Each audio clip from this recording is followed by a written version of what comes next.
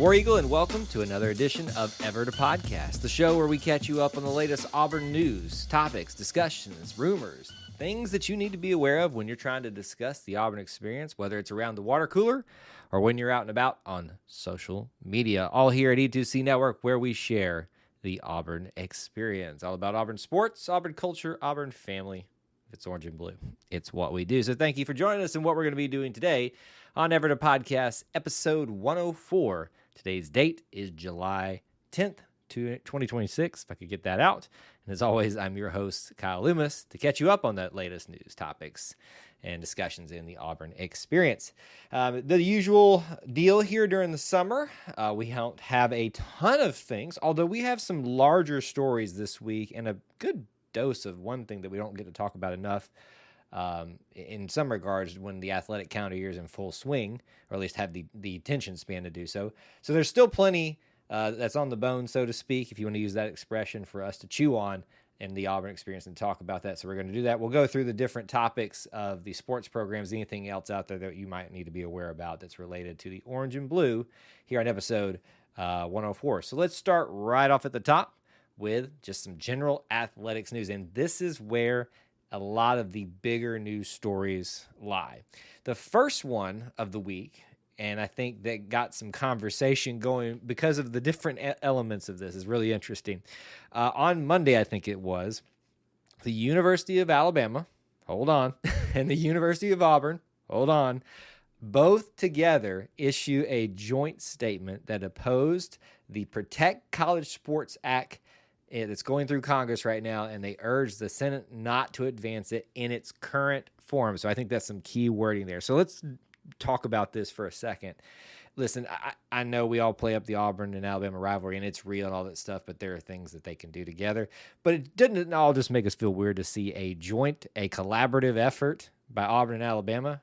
So not only does it make us feel weird, but it should tell you something that this might be something of importance. Now, I don't have an opinion, or at least a strong opinion, on this particular issue, or whether or not Auburn and Alabama are doing the right thing by urging Congress not to move forward with this act, the Protect College Sports Act. I haven't done enough research on it. I will tell you that just as a personal leaning, anytime our government gets involved in something, I just don't like it. But we also think we recognize that there's a need for some help or guidance, or to get certain entities to do more or the right things in certain areas. And unfortunately, sometimes it takes getting someone who maybe has some other authority in other areas, to be able to push these things forward. But for right now, the way things stand with this act, Auburn and Alabama together oppose this, right or wrong. Like I said, you can have your opinions about it. I don't necessarily have a strong opinion one way or the other, but that is something that started off the week, and I did not have that on my bingo card this week. So you can look more into that. They've issued that statement out together, full remarks by the president pro temps of the boards of both the universities, so it's out there. On the more specific to Auburn in the athletic department news, some other big things that happened this week, announcements, some more milestones. This was a record year that was for funding of Auburn, and more specifically with Tigers Unlimited. Auburn Athletics and Tigers Unlimited Foundation celebrates a historic $91.4 million fundraising year in the fiscal year of 2026, the largest in department history. So it's a big shout out to everybody who's a Tiger Unlimited donor, season ticket holder, supporter. All of that contributed to this record-breaking year of $93.1 million raised in that fiscal year. And this breaks the record for last year as well, I believe, if you go back and read the full article that was released on this.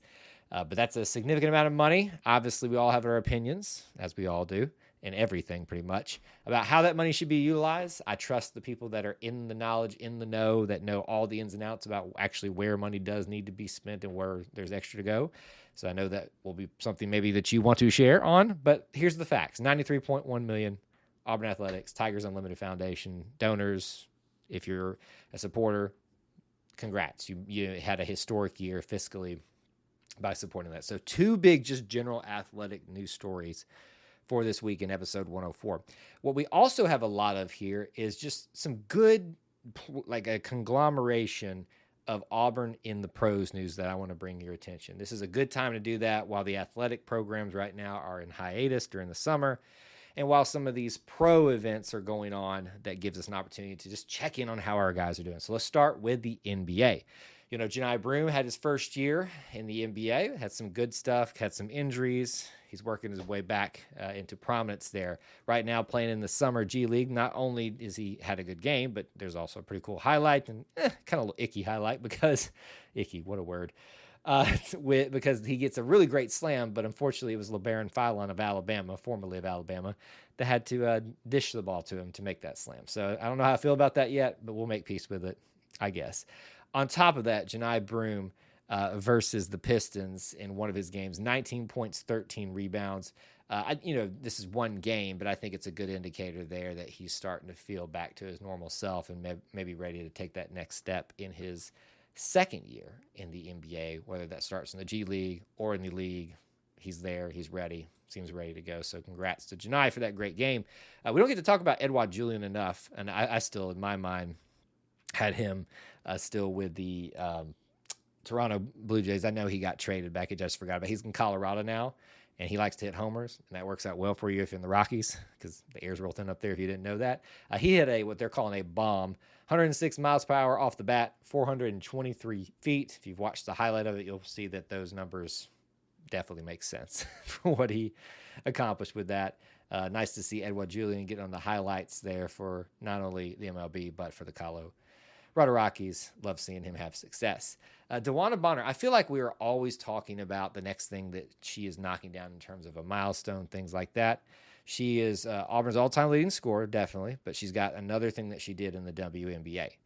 DeWanna Bonner becomes the third player in WNBA history to score 8,000 career points, only joining Diana Taurasi and Tina Charles at that mark. So, again, we talk about debating whether people should be on Mount Rushmores, things like that. Obviously, we mainly talk about their Auburn careers, but you can't ignore what they've done post-Auburn as well.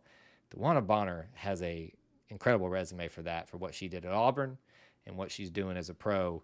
One of the best to do it in the WNBA, definitely. As her career, I assume, I said that a couple years ago, starts to wind down, but she's still trucking along. I want to give a shout out to Tim Putz, and if I understand how everything went down for the Wimbledon, yes, we're talking about Wimbledon here. If you remember, we talked about him last episode, I believe at least. He was competing in the doubles on the men's side for the Wimbledon matches, and he made it all the way to the semifinals. Now he did not.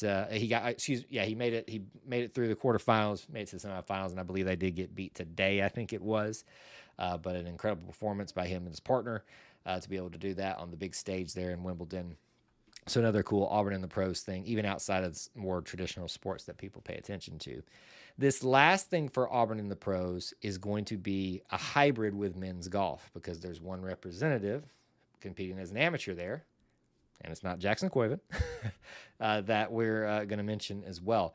The ISCO Championship in the Hertzborn Country Club in Louisville, Kentucky is currently underway, and this will be Jackson Coivin's second professional competition since he turned pro a couple weeks ago.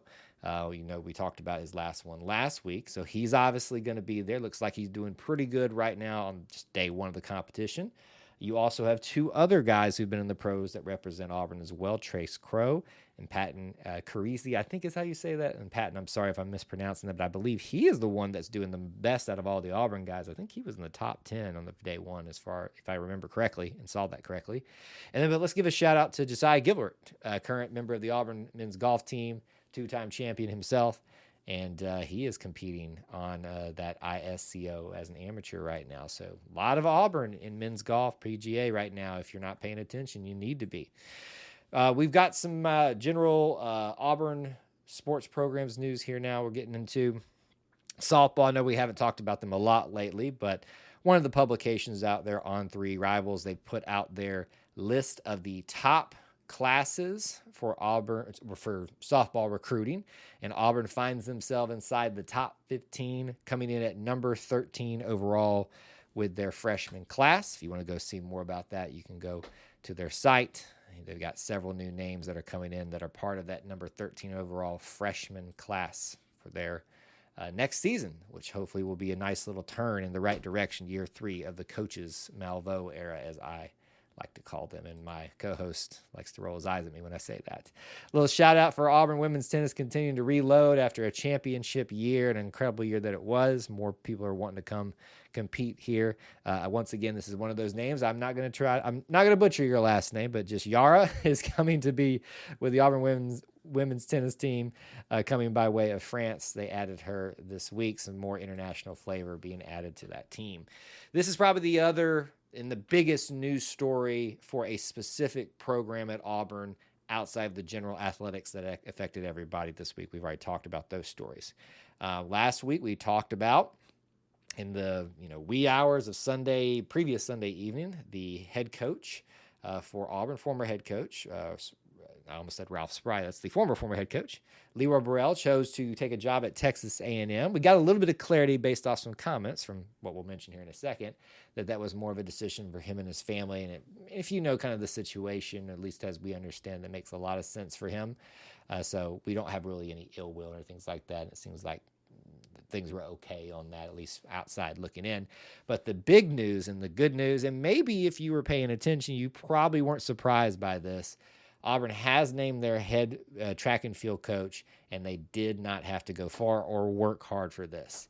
Assistant coach Ken Harnden has been named head coach of Auburn track and field, which I believe makes him the 5th overall, because of Leroy, Ralph, Hutzel, Rosen.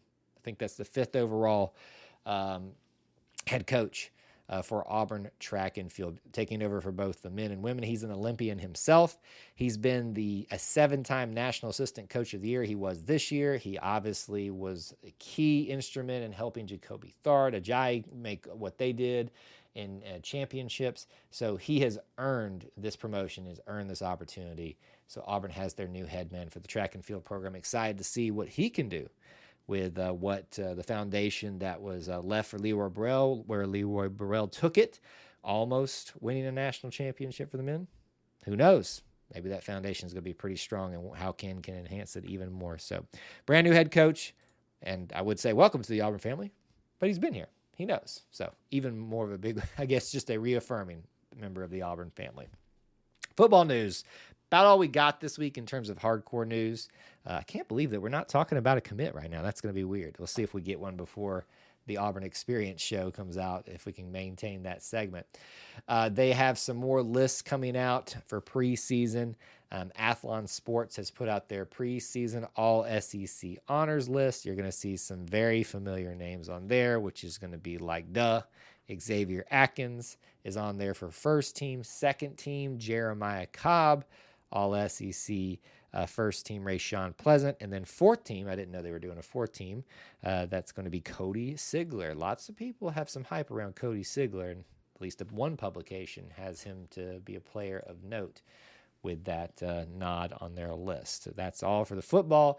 And finally, this is yet another reason for you to add to, not only when you're planning to come to Auburn football these weekends in the fall, try to make to some of these soccer matches for some of the matchups you have, but they've got their promotions list out now. They're going to be doing a poster reveal, senior night, opening night, little kickers night, pack the pitch, Iron Bowl of Soccer, or as I jokingly call it, the stubbed toe bowl. Think about it. When it hits you, let me know. Pixels on the pitch, kick out cancer, protect the pitch, and Aubie bobblehead giveaway is the last home game of the match of the year versus Mississippi State, if you're interested in that one. And as I mentioned, the Iron Bowl of Soccer, or the Stubbed Toe Bowl, will be here this year as well. So be looking for some of that. That is all the news that we have this week, at least the biggest news stories for Auburn athletics, general Auburn stories. So hopefully that makes you feel a little bit more informed when you're talking about it, what happened this week on the Plains. We always want to encourage you to keep up with us on social media. Please follow everywhere you can. If you want to contact us, though, DMs should be open on all of the social media platforms. Or if you can't access us that way, e2cnetwork@gmail.com is our just general email to send anything that you would like to, suggestions, comments, critiques, anything. It's welcome and open for you all. Anything that you want to hear here, you can let us know there. Thank you for tuning in to episode 104 of Ever to Podcast. And as we leave you, I remind you, the Auburn Creed asks you to do justly, to love mercy, and to walk humbly with God. We ask you to do the same thing. War Eagle.